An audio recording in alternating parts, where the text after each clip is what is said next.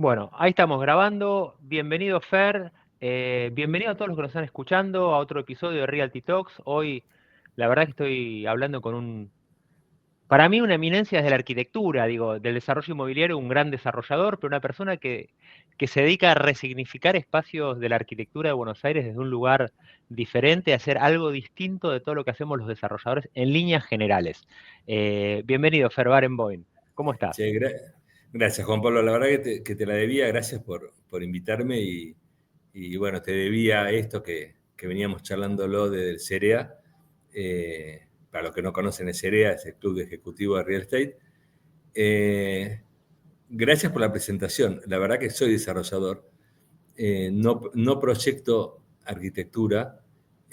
Trabajo con la arquitectura en lo que más me gusta, que es, vos dijiste resignificar. Para mí, darle valor Ok. al patrimonio o todo lo que es edificios que fueron cambiando y se fueron quedando, ya sea por zonas deshabitadas o por lugares que no le dan el valor que tienen, o por el mismo uso que de repente cambia y que a lo largo de los años, décadas, van cambiando y vamos cambiando nosotros de forma de trabajar o de vivir, ya sea fábricas, eh, Sí. sobre todo los loft, fábricas que cambia o que se mudan al conurbano, se van de Buenos Aires, y en las grandes ciudades pasa eso, quedan hitos que en algún momento fueron grandes nodos o lugares importantes dentro de un barrio, quedan abandonados, y la verdad que yo lo tengo desde hace más de 40 años el gusto por hacerlo,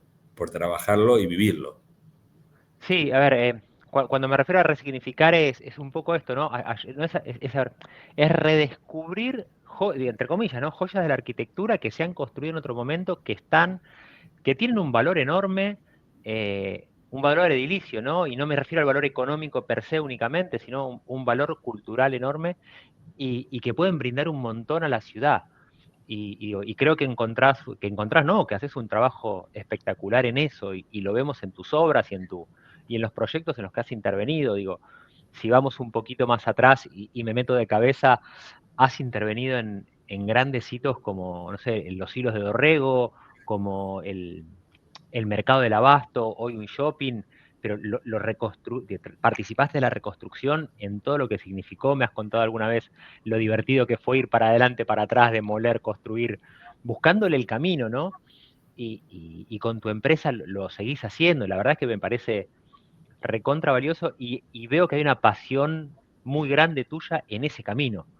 Haces como dijiste vos, digo, haces edificios, haces desarrollos un poco como hacemos todos, de comprar una tierra y poner un edificio arriba, pero le encontrás un placer muy grande, un orgullo muy grande en resignificar, ¿no? Sí, sí, yo creo, mira, lo hice toda la vida, o sea, empecé en real estate desde muy chico, eh, primero en, en inmobiliarias, trabajando dentro de inmobiliarias y después en empresas constructoras, y después, cuando nos metimos un poco en las refacciones, que fue lo primero que hice, en pequeñas refacciones, eh, me parecía mucho más divertido refaccionar o refuncionalizar o buscar eso que tiene un departamento o tiene un edificio o tiene una gran manzana, eh, que hacer algo desde cero.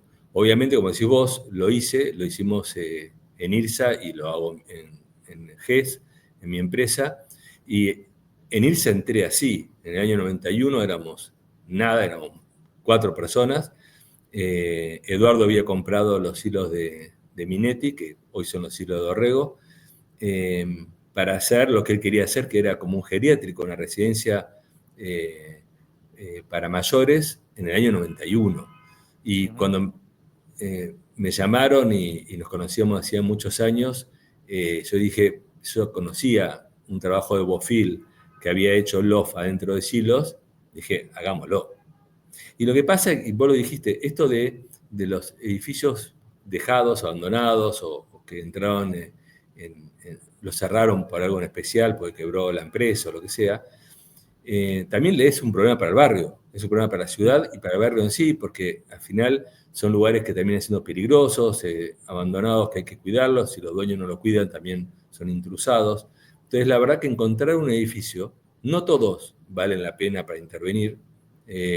No es que estoy en contra de tiremos No, Buenos no. Aires, como dije mucho, tiremos Buenos Aires de modo nuevo, tampoco estoy a favor de todos los edificios se pueden arreglar o refuncionalizar. El producto de Loft tiene sus reglas claras. El edificio te tiene que decir algo del momento que lo ves, en el momento que lo sentís, y ya cuando entrás, vivir adentro de un loft no es vivir en un departamento, no es para todos, y sobre todo, por eso, ya desde los silos de Orrego era vivir adentro de un silo, hacer un loft adentro de un silo redondo. Después también lo hizo Faena y se hizo en el mundo en varios lugares. Vivís en espacios. La verdad que es buscar y encontrarle el significado a un espacio nuevo que antes tenía otro significado. Ujú. Te hago una pregunta, a ver, hablas de los lofts con una diferencia y para uno que es, digo, yo soy ingeniero, digo, y para mí un loft es un departamento industrial, digo, y no quiero simplificar, pero ¿me contás qué es un loft? ¿Qué es la diferencia entre un loft y un departamento? ¿O por qué los están diferentes? Mira, por ahí te escuché en un podcast que dijiste que eras ingeniero, casi arquitecto, así que No soy arquitecto, no, lejos, lejos. De no, respeto no, no, sos infinitamente. ingeniero, pero estás cerca. Hay ingenieros que no están cerca, vos estás muy cerca de los arquitectos. La verdad es que la historia del loft nace en Nueva York, en grandes ciudades en Estados Unidos, en fábricas por allá por la década del 50, 60. En Argentina empezó Gieso, con Ok. fábricas en el año, no sé, creo que habrá sido 70 y pico, 80 y pico. Y uno de lo primero que hice en refaccionar para un amigo fue justamente en un edificio en la calle Anchorena de loft que había hecho el arquitecto Gieso, que era un grande. Y después apareció Casafoa con Darwin, cuando hicieron Darwin apareció Casafoa, y después vinimos nosotros con los hilos. Eh, Principalmente el loft es, en una charla el otro día dije, una caja de zapatos. La verdad es que el loft, a diferencia de un departamento, sea el código que sea la época del departamento que sea, son 2,60 metros de altura, son habitaciones, si antes tenían 4x3, ahora tienen 3x3, van a 2,80 x 3, son cocinas cerradas, ahora la moda hace que la cocina sea abierta, o el cambio del modo de proyectar o de vivir de la gente hace que las cocinas sean abiertas Ujú. y sean casi monoambientes, aunque tengan dormitorios separados, 2 ambientes o 3 ambientes, se fue achicando el metraje, y casi los lofts, que son de 30, 40, 50 metros, es con 2 ambientes. Y loft de 200 metros, 300 metros, tenés 4 ambientes. Entonces, la vida en un loft te da por, como diría, metro cúbico y no metro cuadrado. Es el aire Ok. en lo que vivís, es el aventanamiento, la luz, es con otro tipo de materiales. El loft en general tira ya de por sí a ser más cálido, más industrial, más oscuro. El departamento termina siendo más blanco, con una decoración mucho más pensada. El loft ya te tira a decorarlo con cosas viejas, cosas nuevas, cosas de tu abuela, de tu tía, o algo de mercado de pulgas. Entonces, Sí, el loft en sí es un producto totalmente diferente y no es para muchos, no por lo que vale, sino porque una familia no puede vivir en un loft. Entonces, sí. puede vivir una pareja con un pibe, no te da para una familia con 2, 3 chicos, salvo que empiecen a separarlo, que pongan algún tipo de barreras sonoras o visuales adentro de lo que vivís.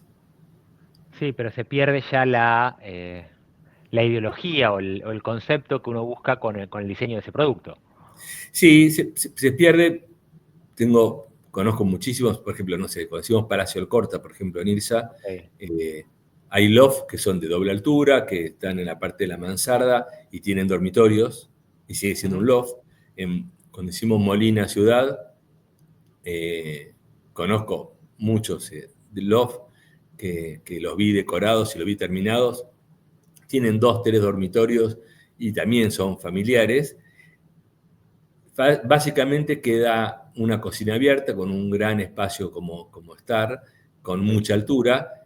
Eso lo diferencia del otro, ¿entendés? Más allá que tenga más ambientes o menos ambientes. Hoy el mercado está tirando que hagamos más chicos los loft, pero ya es una cuestión de ticket, una cuestión económica y una cuestión de costo de obra contra costo de construcción. Así costo Sí, de, perdón, de valor de venta. te entiendo. Fer, te hago una pregunta. Entraste en tema de precios y quiero entrar ahora un poquitito nada más. Eh, ¿Hay un mercado para los lofts? Digo, son digo, vos lo aclaraste, lo dijiste muy claro, necesito entrar en un espacio, el espacio me tiene que hablar, no soy yo el que lo elijo, casi que es el espacio que está definido, que yo veo que se puede trabajar, y con lo cual entiendo que lo que te pasa a vos le pasa a los colegas tuyos que se dedican a este producto, y hay muy poco producto, pero ¿hay un mercado para un producto tan específico? ¿Lo encontraste? Mira, yo creo que sí. La verdad que nosotros, cada vez que hacemos edificio de loft, salvo el último año y medio, los últimos 2 años, que la venta bajó en cualquier tipo de producto. Pero en cualquier producto fue eso, no en el tuyo, Después, nada más digo, no en no loft. en el mío, pero en cualquier tipo de producto bajó la venta de ese muchísimo.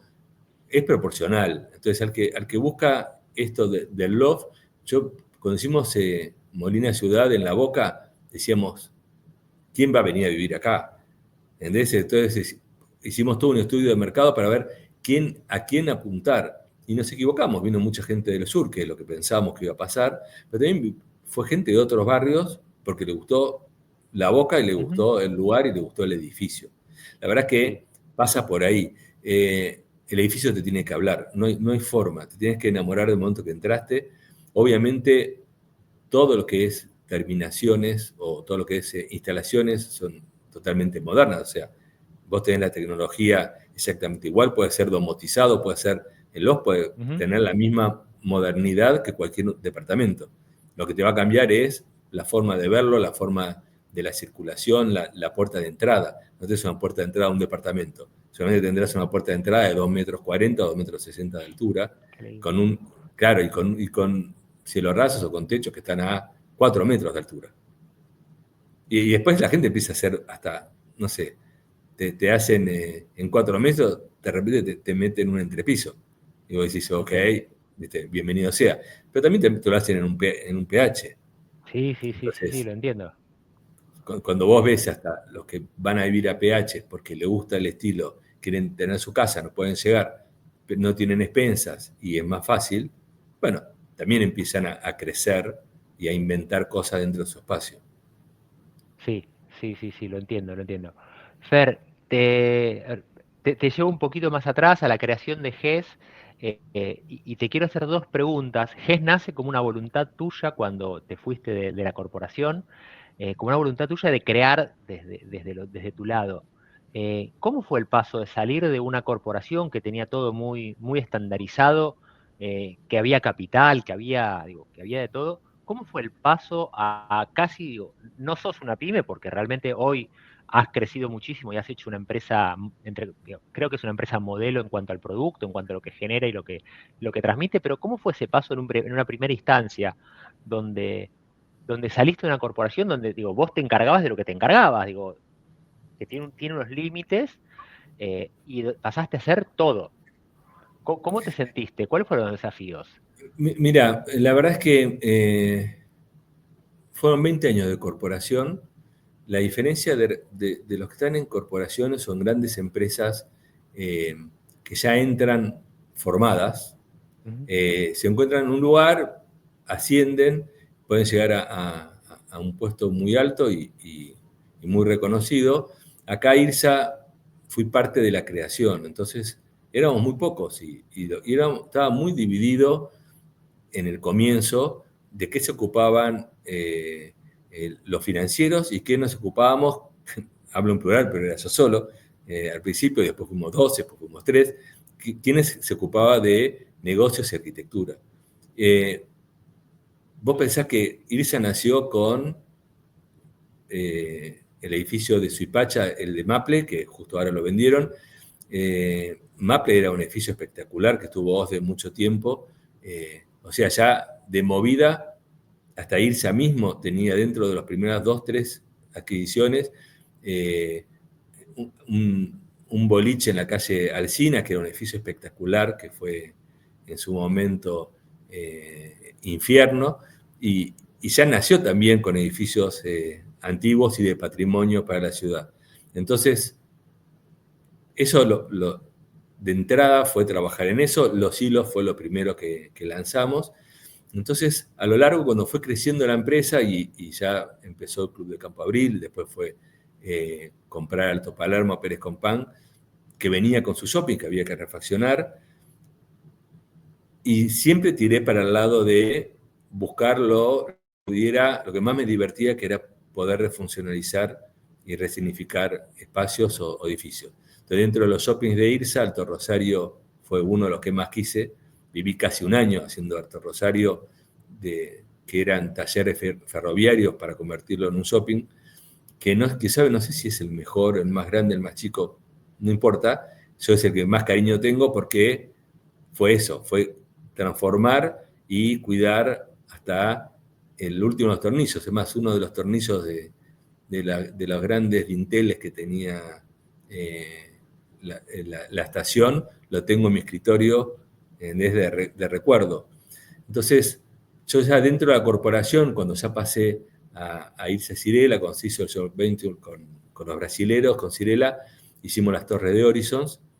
Okay. Era algo que no me divertía, ya estaba cansado, quería yo seguir refuncionalizando y tener mi empresa, y tenía la gran suerte que dentro de la corporación me llevaba muy bien con Eduardo y el directorio, era parte del directorio, entonces la salida fue ayudada. Entonces, okay, más allá que no fue portazo, fue hasta acompañamiento y hasta me ayudaron y lo entendieron.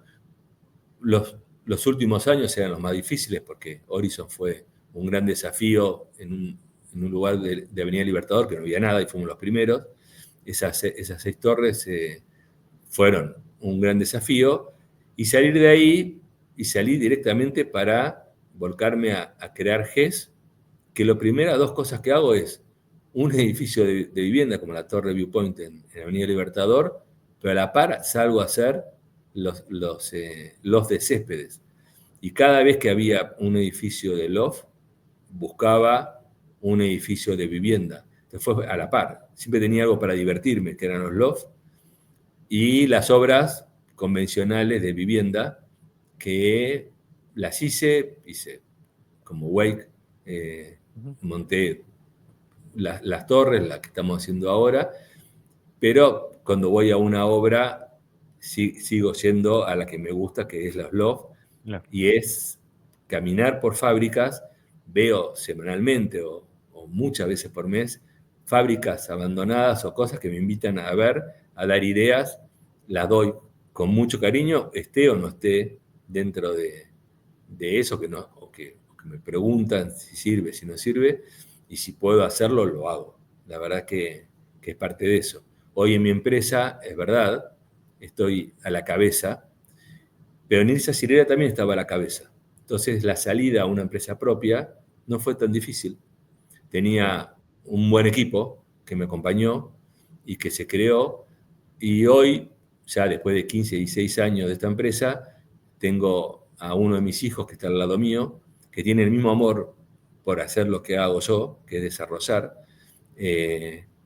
A él le apasiona más todavía la arquitectura que a mí, entonces él defiende mucho más la arquitectura, yo defiendo mucho más el espacio y la creación de eso. Bien, bien.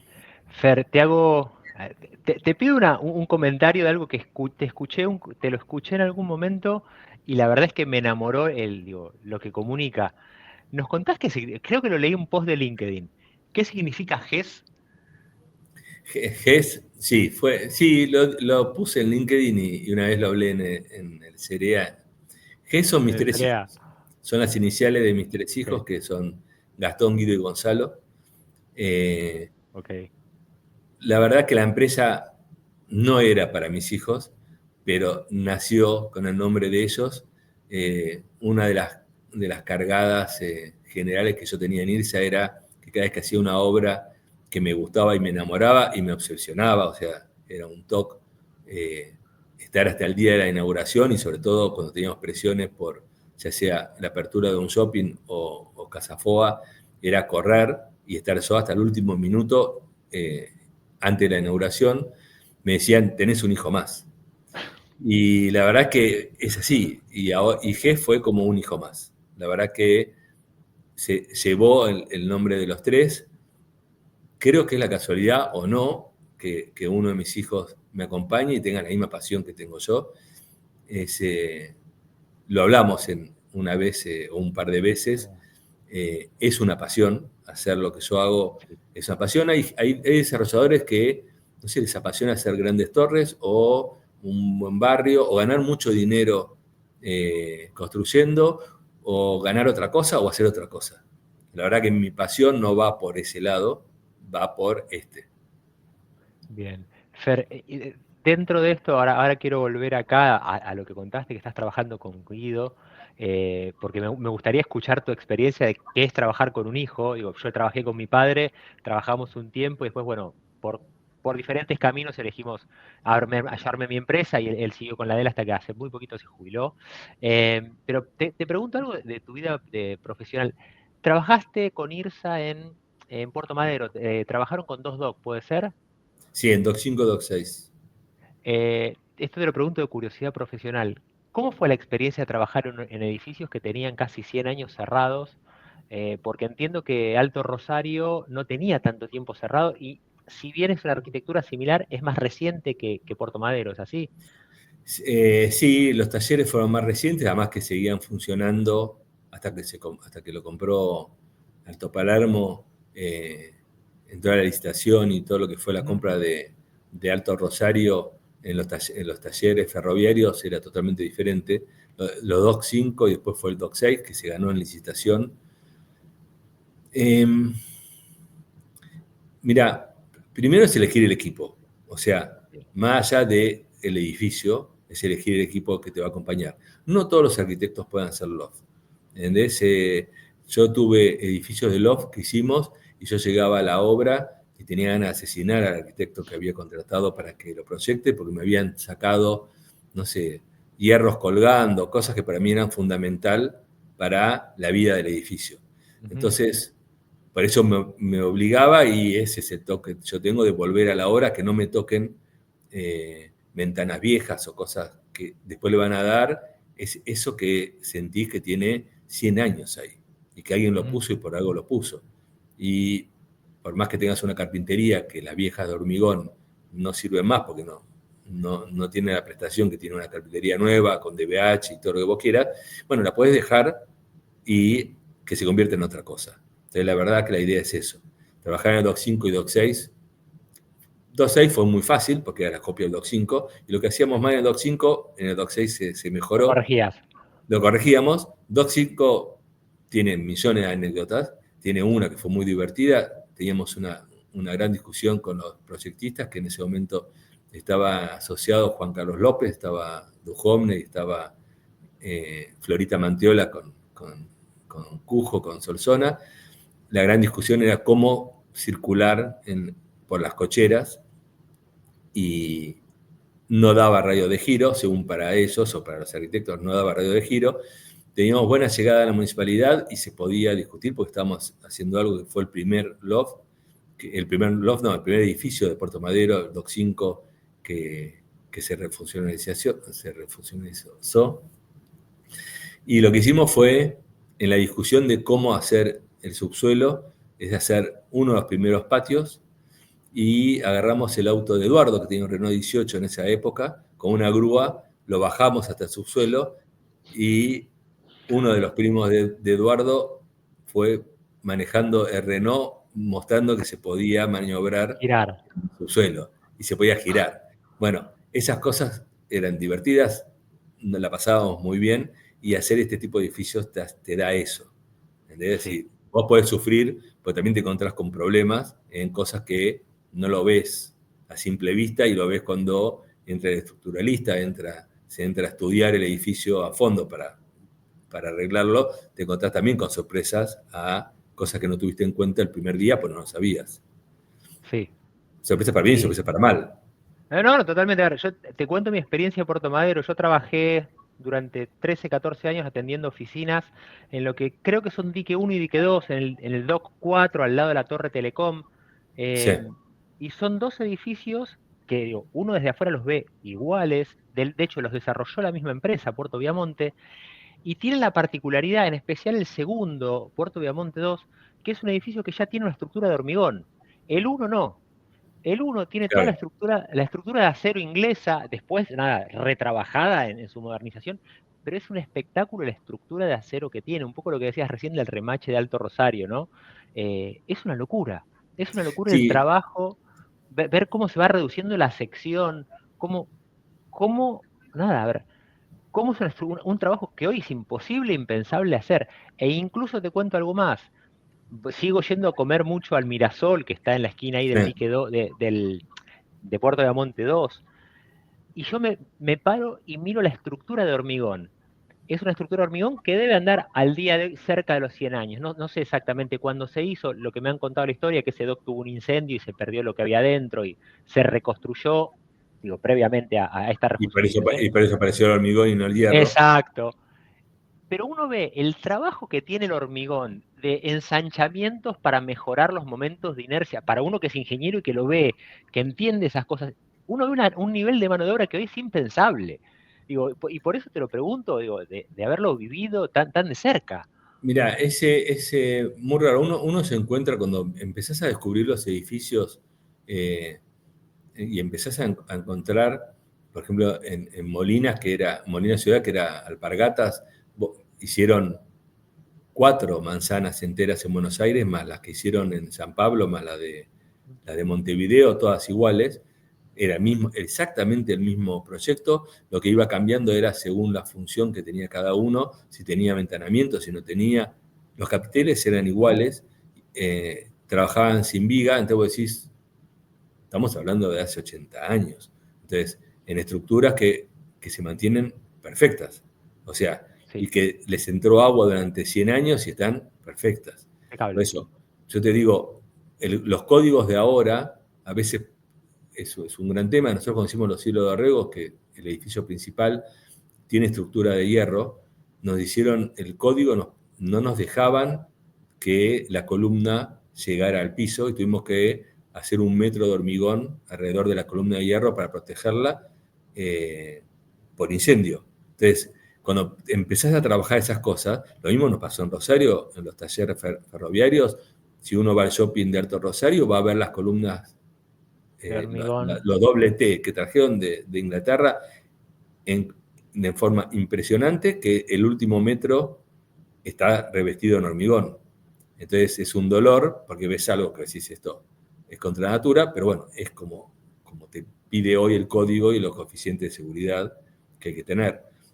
Cuando vos ves en Puerto Madero, muchos de los edificios de Puerto Madero tenían todo lo que eran los solados o los cielos rasos, que eran de madera.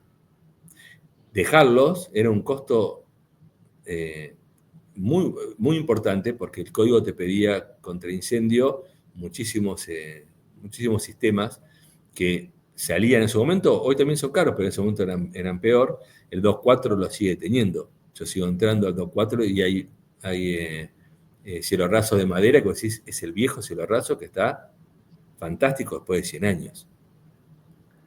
Sí, sí, sí. Una de las cosas que, bueno, me contaba el administrador de estos dos docs, que él participó de la obra en su momento, dice, mirá, Juan, a ver, nos hemos quedado con muy poquito de los pisos de pinotea, los hemos usado en los lobbies, pero estos eran los lastres de los barcos que venían de Inglaterra a buscar los granos. Venían en vigas de pinotea de 6 por 6 y esto estaba colocado en los docks como el entrepiso para la carga. Es así. Imagínate, 100 años estacionada esa madera, en lo que se ha transformado, ¿no? Es Digo, así. Bueno, lo mismo es con la madera, es como si fueran los adoquines. Vos decís, ¿cómo llegamos a tener adoquines? Era el lastre de los barcos. sí, Las calles de adoquines, vos ves las viejas fábricas que tienen los caminos de adoquines, que la piedra era el lastre. También tenés los adoquines de madera, entonces hay muchísimos fábricas que vos entrás, Alpargatas lo tenía Los Hilos, muchos edificios que intervinimos, tenía adoquines de madera que lo volví a reutilizar, es sacar uno por uno, y vos decís, pasaron 100 y pico de años y siguen estando exactamente igual, son rectangulares, tienen la misma forma, se conservan perfecto, es madera dura y era embolsarlos a todos para volverlos a usar en otro Usar. lugar, pero no perderlos. Sí, sí, sí, bueno, un poco, yo creo que, a ver, creo que viene por ahí tu amor por este tipo de arquitectura, ¿no? En el encontrar todo esto que son, terminan siendo gemas, terminan siendo gemas que uno encuentra en la ciudad y Y la por eso gente, ¿sabes Buenos Aires qué? es tan linda, ¿no? No, y la gente lo paga, porque la verdad que, por eso, no es salvar todo, es salvar lo que vale la pena. Ujú. Eh, no todo lo viejo, no todo lo viejo es patrimonio o es histórico, ni todo lo histórico es viejo. Entonces, vos tenés Correcto. cosas, no sé, vos vas al Banco de Londres que hizo Clorindo, y vos decís, es una obra de arte, es moderno, ¿entendés? Y es patrimonio de la ciudad, y es espectacular. Bueno, hay cosas anteriores que están declaradas a PH, que es anterior al 43 o por código, que no lo vale. O sea, Ujú. que son fábricas o el estilo como es el edificio no tiene valor patrimonial, y otros que son mucho más modernos que tienen valor patrimonial. La verdad que es defender eso, no defenderlo por defenderlo, pero bueno, es eso, es sentirlo. Nosotros hicimos ahora, estamos terminando una imprenta que era de los salesianos, en la calle Don Bosco, que hicimos eh, una muestra de Artflow. arte, Artflow, una muestra de arte, pasaron en una semana 12.000 personas. Y la verdad es que fue algo increíble,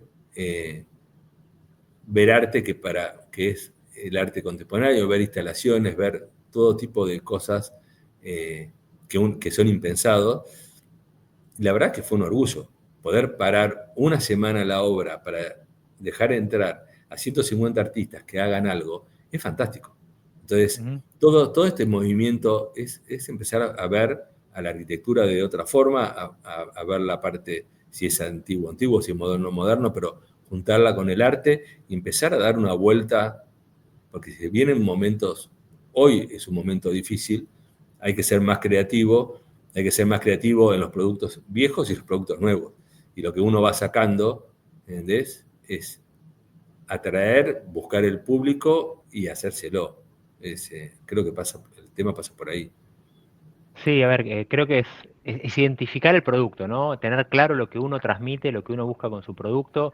Como dijiste vos, ¿no? Hay desarrolladores que se especializan en torres. Lo vemos con, si querés, con una marca muy famosa en Buenos Aires como Cartier. Ellos desarrollan un tipo de productos y el comprador de ese producto sabe lo que compra. Y creo que el que compra a Grupo GES sabe que lo que está comprando es arquitectura, es valor histórico y está comprando eso, ¿no?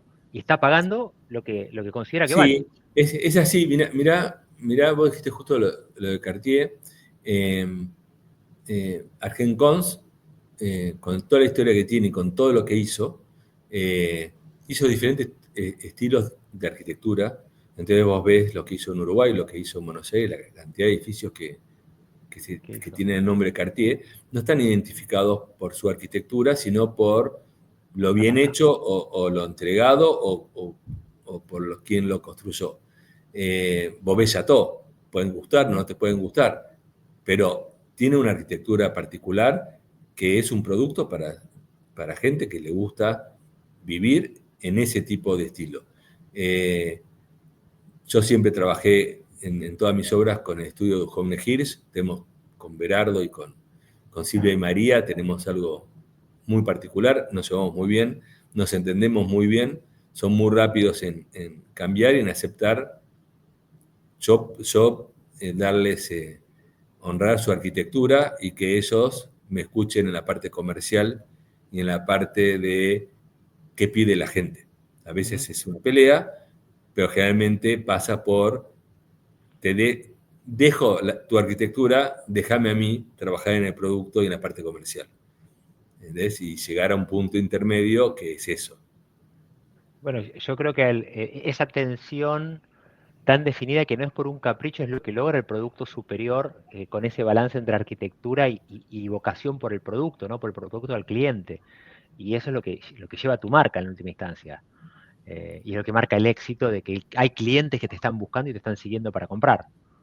Sí, hay inversores que te siguen para comprar, que te siguen, y hay gente que te sigue por conocimiento y termina siendo un comprador, un amigo. Eh, la mayor parte de mis últimos 20 años viví en lugares que construí yo.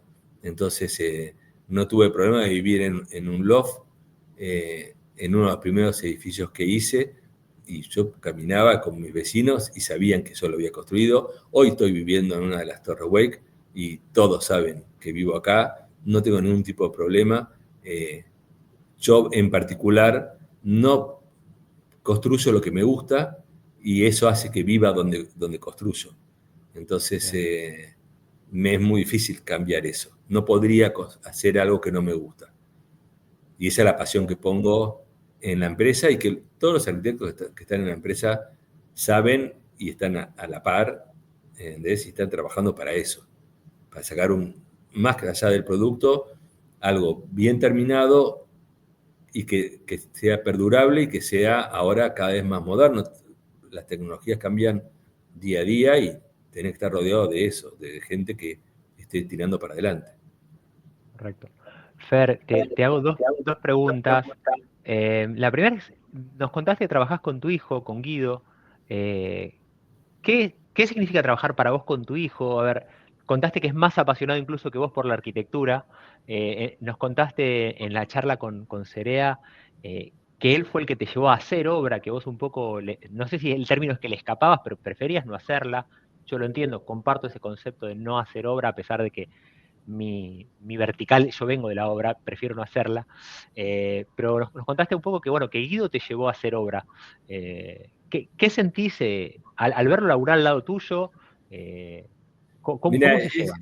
es algo muy especial. Esta semana vimos algo con Isel y Nico Ujú. Kippermit y fue, ya habíamos hablado muchas veces con Isel de salir y de almorzar los cuatro, cenar los cuatro, eh, en formas de ver sociedades padre e hijo totalmente diferentes, como lo llevan ellos, como lo llevamos nosotros. Isel es muy gracioso porque lo conozco hace más de 30 años, 40 años, y me es simpático cuando me dice, yo dejé la empresa y yo no trabajo y estoy al lado de él ayudándolo o algo así, y Nico toma la empresa y yo me río porque yo no dejaría nunca mi empresa. O sea, hice él tampoco, pero no importa, pero si él cree que la dejó, es fantástico para él, no se lo creo, pero la salida era hablar de 30, 40 años para atrás y los Claro. chicos iban escuchando y ambos iban viendo qué había hecho el otro y cómo nos íbamos cruzado 150 millones de veces en negocios diferentes. La verdad es que laburar con Guido para mí es un placer porque es como dije esa vez en el club, cuando estábamos en la presentación, me es un placer porque siempre hice lo que yo quise, intenté rodearme de gente, de equipos que me confrontaran. Es muy fácil armar una empresa y tener a mucha gente alrededor que te diga todo que sí. Yo siempre intenté que en mis equipos haya muchos nos. Ujú. Entonces, que eran los que me ayudaban a sacarme el capricho, sacarme el enojo. En IRSA, cada vez que yo aparecía en un edificio, sobre todo de loft, decían, uy, sonamos, porque empezaban los adicionales, porque empezaba a cambiar cosas. Bueno, en ese momento IRSA nunca construimos, no querían construir, yo era de los que decía, no hay que tener inmobiliaria propia, no hay que construir, sigo pensando lo mismo, no hay que tener inmobiliaria propia, pero Guido me demostró con números que los grandes problemas en los edificios del loft eran los adicionales de aquellas cosas que no conocíamos. Y cuando tenés una empresa contratada con un pliego totalmente especificado y un pliego que ya está, que alguien te lo cerró, todo es un adicional. Sí, Pudiendo construirlo uno propio, con su propia gente, no es un adicional. O sea, te encontraste con un problema, buscaste la solución, lo solucionás El costo, por supuesto, va a ser mayor a lo que pensabas que iba a ser al principio, pero no va a ser teniendo una empresa que empezás a discutir Externa. si lo viste o no lo viste, si el estudio fue el estudio, fue el director de obra o lo que sea. Ujú. Entonces, creo que Guido me abrió esa parte, que yo no la tenía, lo respeto porque lo está haciendo muy bien y el equipo que formó para esa parte de construcción funcionó y va a seguir funcionando. Hoy estamos viendo algo muy grande en Buenos Aires que tiene edificios históricos, edificios que no son históricos, o sea, una gran fracción que tiene de todo. Y una de las partes es lo que podemos refuncionalizar y hacerlo nosotros, lo haremos nosotros, y lo otro que es moderno, lo haremos con una Claro. empresa contratada. Pues yo creo que lo importante es que cada uno sepa qué rol está jugando. Para mí, yo no soy el presidente de la empresa y eres el gerente general, por más que en la tarjeta diga gerencia general, para mí no existe eso. Eh, él aprendió o él me enseñó a dividir lo que es familia y lo que es trabajo. Eh, en una reunión podíamos estar hablando y yo podía estar preguntando por mi nieta, por su hija, y él me decía en este momento no, terminemos el tema que estábamos hablando del edificio. Bueno, eso día a día uno va aprendiendo a poder separar las horas y poder separar en qué momento sí, en qué momento no, en qué almuerzo sí, en qué almuerzo no. Eh, no sé, la verdad que los que trabajan, tenemos en nuestro grupo a Santiago Sí. Mancilla que justamente trabaja con empresas, y Santiago mismo dice, muy difícil. Yo antes de irse trabajaba en una empresa familiar, era difícil, los cargos son difíciles y traer problemas de afuera adentro o de adentro llevarlos para afuera es muy difícil. La verdad que todo pasa por la comunicación y saber hasta dónde llega cada uno y dónde empieza el otro. Es eso, es comunicación, es respeto, y que él tenga 30 años menos que yo no significa que mi experiencia le gana a su conocimiento. Ok, Cada bien. uno en la suya y es complementarse. Noto que disfrutás mucho de tenerlo a Guido al lado tuyo.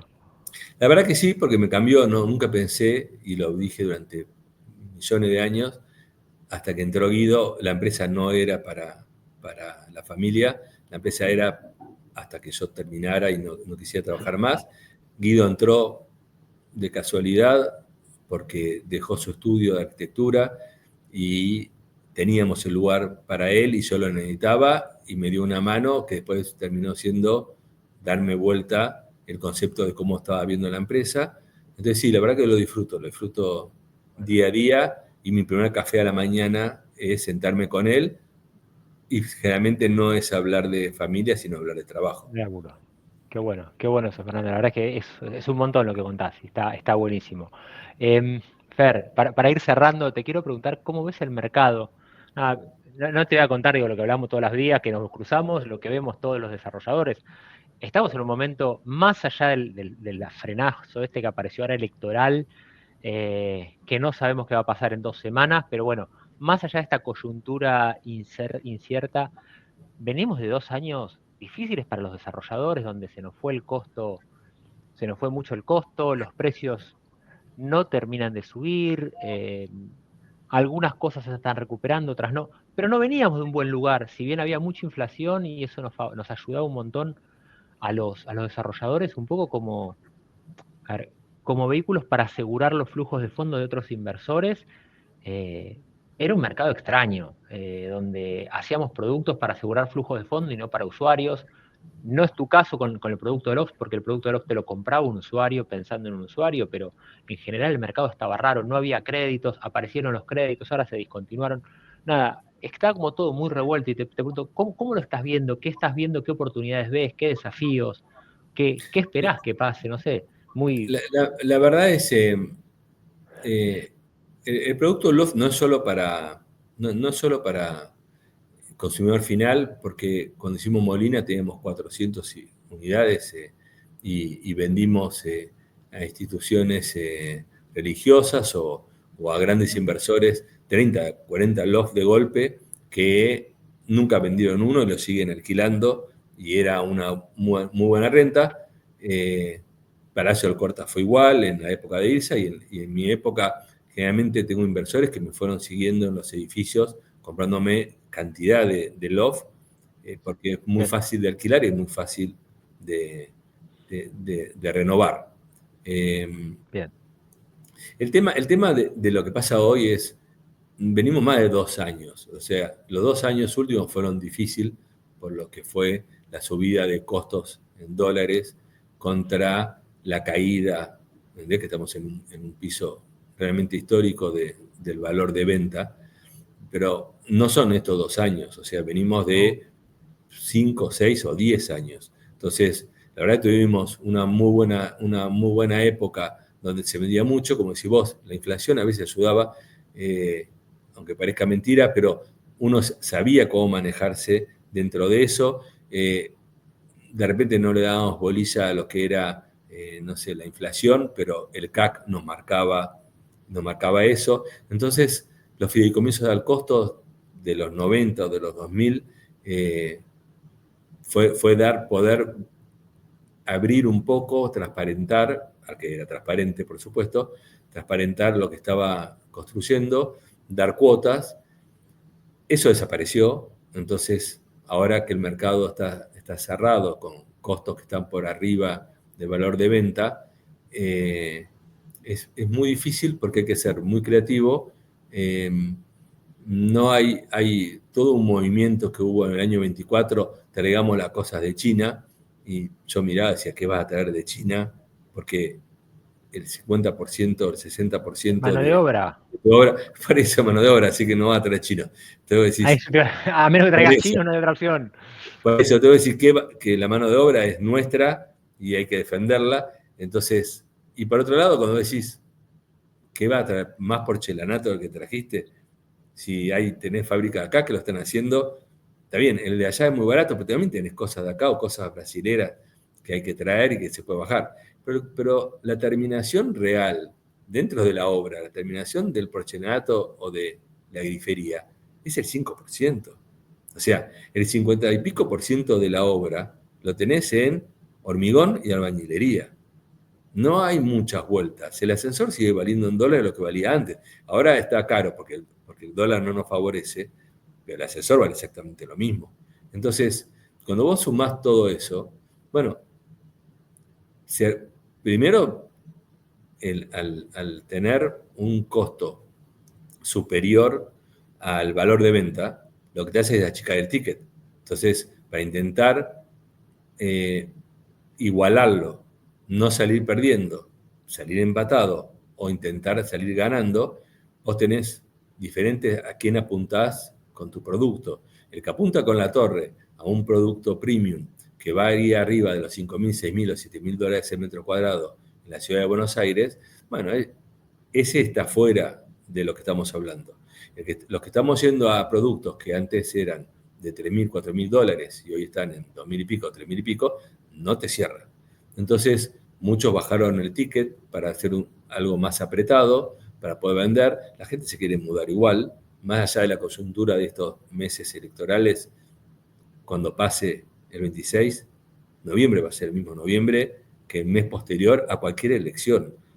Sea como sea, termine como termine, es contrafáctico pensar para atrás qué hubiera pasado si hubiera cambiado un presidente u otro. Yo creo que el ciclo va a volver, todo se va a acomodar, no veo un futuro cercano de grandes ganancias, hay que sostenerse y hay que esperarlas. Y la verdad es que en los últimos años fue muy gracioso cuando Juan Mujica me invitó al CEREA y conocí, a diferencia de la CEDU, de las cámaras de desarrolladores, conoces a toda la cadena de valor dentro del real estate, y yo para mí era la culpa de todo, la tenían los que vendían los materiales y los que nos daban nuestros proveedores, y me sentaban en una mesa con 20 personas y vos decís, wow, tan peor que nosotros. Entonces, cuando empezás a darte cuenta que el problema no lo tenés vos como desarrollador, sino lo tiene toda la cadena, ¿entendés? Ujú. Bueno, es cada uno cómo va a ir imaginándose y mejorando su producto para vender, bajando costos, ganando menos, obviamente, y ajustándose a lo que viene, que no sabemos qué va a ser. La verdad no sabemos qué va a ser. Yo sigo enamorado de los loft y seguiré haciendo loft. Mi próximo proyecto no es uno, son muchos edificios de loft en un solo lugar, pero la verdad es así. Es buscarle la vuelta a cómo. Como decías vos, mi hijo me enseñó si lo construimos, es una forma de ahorrar costos. Bueno, es una forma, otros tendrán otra, ¿entendés? Los mismos estudios de arquitectos hoy mismo están cambiando su forma de diseñar para bajar costos, Ujú. ¿entendés? Y la verdad es que hay herramientas como BIM y muchas herramientas que también es ser más eficiente en la obra. Entonces, de a poco, nosotros tenemos compañeros que están en incendio, compañeros que están en domótica dentro del grupo, que te van enseñando a cómo anticiparse a esos problemas para bajar costos. ¿Qué es eso? Es intentar bajarlo para que se acomode el precio de venta. Correcto. Fer, yo te agradezco, llevamos casi 52 minutos de charla, la verdad para mí Wow. un placer. Me quedaría nada hablando de arquitectura todo todo el día, pero bueno, tenemos nuestras responsabilidades los dos. Yo te agradezco infinitamente el tiempo, que te hayas podido separar un ratito para conversar, para grabar este episodio, porque para mí es un placer tenerte y poder sacarnos este ratito y compartir con todos los que nos escuchan esta charla. Así que bueno, a tu disposición lo que te pueda ayudar. Dale, Juan Pablo, muchas gracias. Nos vemos en La Plata, que es eh, Encuentro. el próximo encuentro que tenemos, y intentemos disfrutarlo lo máximo posible, porque es eso. Disfrutemos lo que hacemos. Exacto, Fer, dale, te agradezco. Vamos a parar la Dale. grabación.